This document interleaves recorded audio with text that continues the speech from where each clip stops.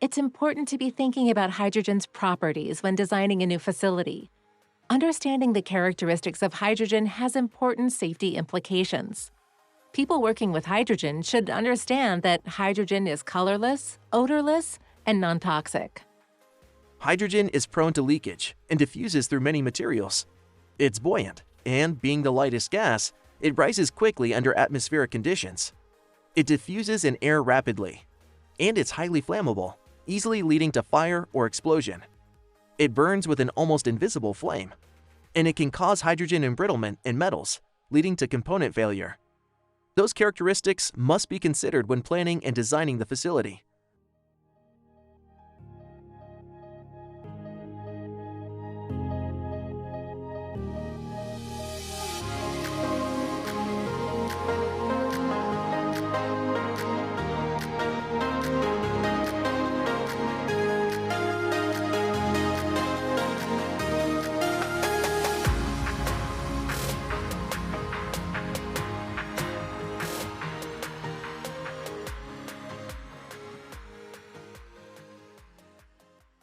When building or repairing piping systems, find ways to keep interior surfaces free of dirt, cutting oil, and metal chips.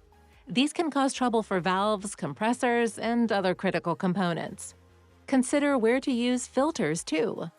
Hydrogen piping should not be left open to the atmosphere.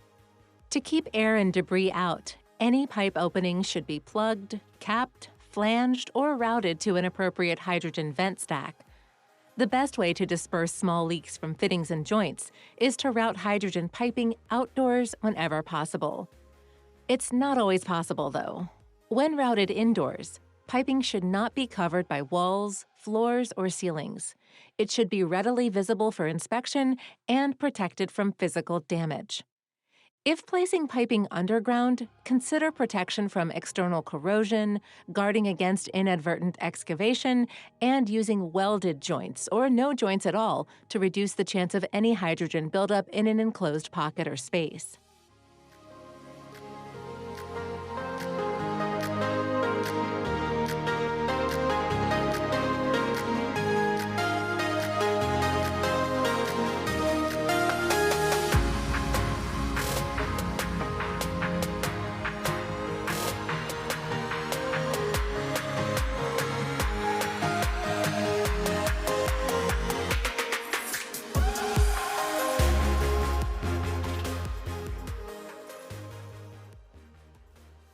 The following information should be posted at the entrance and exits of any workspace where hydrogen is used or stored, in clear view of all who enter.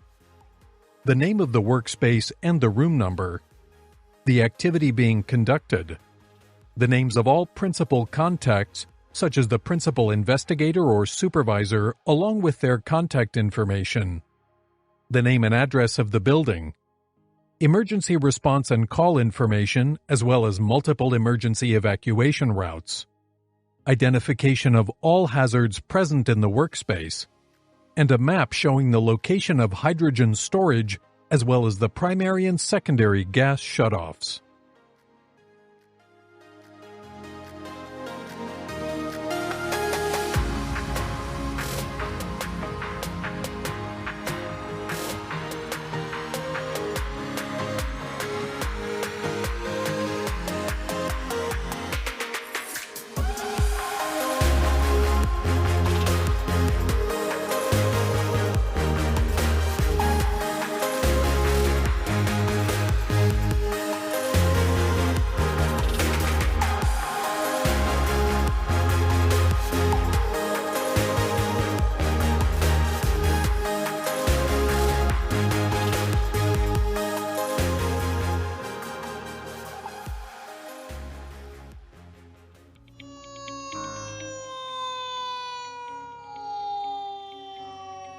When arriving on the scene of a vehicle fire, every attempt should be made to identify the vehicle type in order to properly control the incident.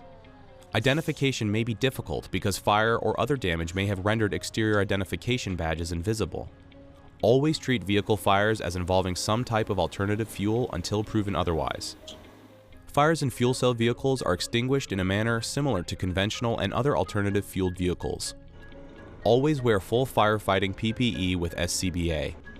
Water is the most effective extinguishing agent. Stretch a hose line and approach the fire from a 45-degree angle. When safe to do so, attempt to prevent vehicle movement with wheel chocks. The electricity in the high-voltage system is not transferred through the water stream back to the firefighters. However, do not come into direct contact with high-voltage components with the nozzle, hose, or your body. When forcing the hood open or attempting to gain a space to insert the nozzle, be careful not to come in contact with high-voltage components under the hood. If the hydrogen cylinders are not involved, extinguish the fire in a manner similar to a conventional vehicle. However, if there is significant flame impingement on the hydrogen cylinders, it may be best not to attempt to cool them. Cylinder orientation in the vehicle may impede complete cooling, while water application can prevent activation of the TPRD, leading to cylinder failure. From a safe distance, continue to apply water on the vehicle to extinguish the fire and protect exposures. If venting hydrogen is ignited, let it burn. Do not attempt to extinguish it.